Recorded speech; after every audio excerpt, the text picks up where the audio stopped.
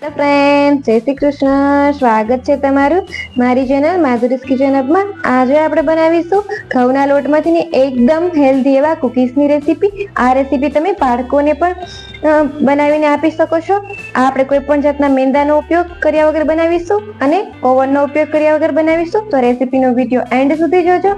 Recipe સારી લાગે તો વિડીયોને લાઈક કરજો, શેર કરજો અને મારી ચેનલને હજી સુધી સબસ્ક્રાઇબ ના કરી હોય તો સબસ્ક્રાઇબ કરજો અને બાજુમાં રહેલા બેલ આઇકોનને પ્રેસ કરજો નવી રેસીપી વિડીયો સૌથી પહેલા જોવા માટે. તો ચાલો રેસીપી બનાવવાનું શરૂ કરીએ.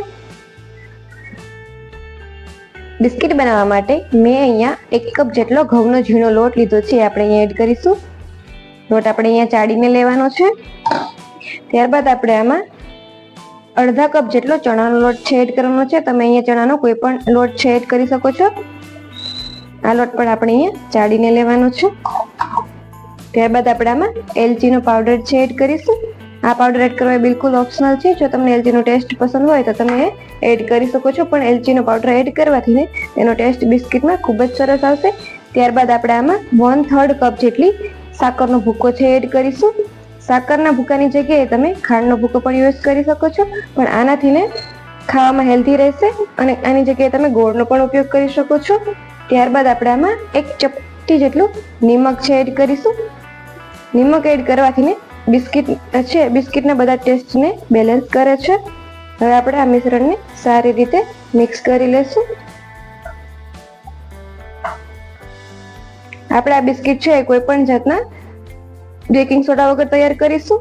તમે ઘઉંના લોટની જગ્યાએ મેંદાના લોટનો પણ ઉપયોગ કરી શકો છો, પણ ઘઉંનો લોટ ઉપયોગ કરવાથી બિસ્કિટ છે ખૂબ જ સારા ટેસ્ટી અને હેલ્ધી તૈયાર થશે. હવે આપણે આમાં 1/3 કપ જેટલું ઘી છે એડ કરવાનું છે.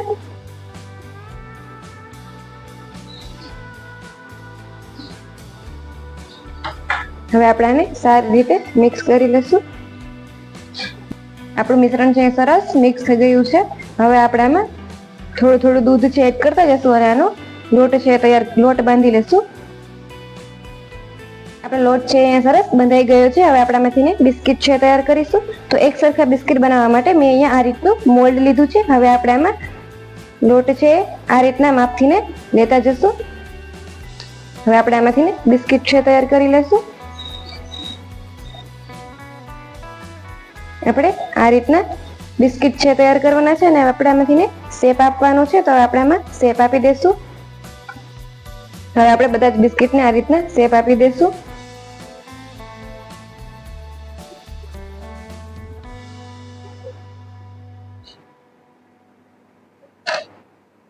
હવે આપણે આની ઉપર ચાકુની મદદથી આ રીતના કટ છે લગાવી દઈશું.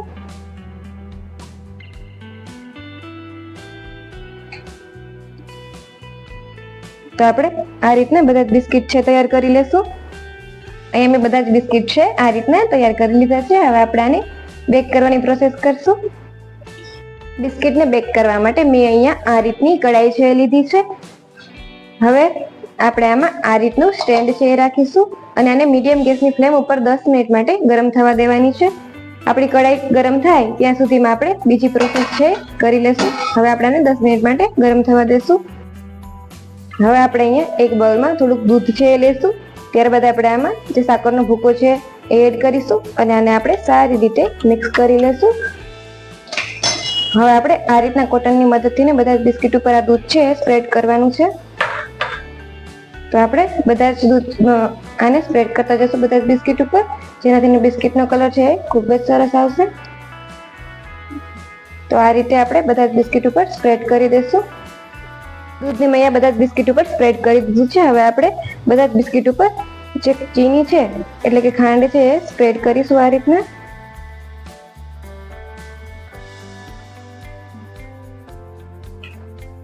આ રીતના બધા જ બિસ્કિટ ઉપર આને સ્પ્રેડ કરી દઈશું. અહીંયા મેં ખાંડને બધા જ બિસ્કિટ ઉપર સ્પ્રેડ કરી દીધું છે. હવે આપણે બિસ્કિટને બેક કરવા માટે આ રીતનું મોલ્ડ છે લેવાનું છે. હવે મોલ્ડને આપણે ઘીથી ગ્રીસ કરી લેશું.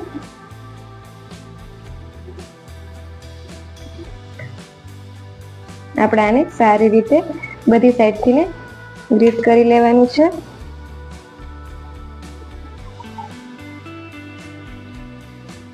હવે આપણે આમાં બિસ્કિટ છે એડ કરી દઈશું.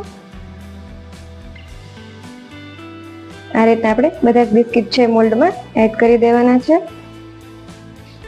આપણી કઢાઈ છે અહીંયા ગરમ થઈ ગઈ છે. હવે આપણે આમાં આ મોલ્ડ છે આપણે અહીંયા રાખી દઈશું. હવે આપણે આને મીડિયમ ગેસની ફ્લેમ ઉપર 20 મિનિટ માટે બેક થવા દેવાનું છે. હવે આપણે આ રીતની પ્લેટ છે આમાં ઢાંકી દઈશું. તમે આપણે આની ઉપર કોઈ પણ વજન છે પણ રાખી શકો છો. બિસ્કિટ છે આપણે સરસ અહીંયા બેક થઈ ગયા છે, તમે જોઈ શકો છો. હવે આપણે આને સર્વિંગ પ્લેટમાં છે કાઢી લઈશું. બિસ્કિટને મેં અહીંયા સર્વિંગ પ્લેટમાં લઈ લીધા છે. તો એકવાર આ રેસીપી જરૂરથી ટ્રાય કરજો. રેસીપી સારી લાગે તો વિડીયોને લાઈક કરજો, શેર કરજો અને મારી ચેનલને સબસ્ક્રાઇબ કરજો. Thank you for watching.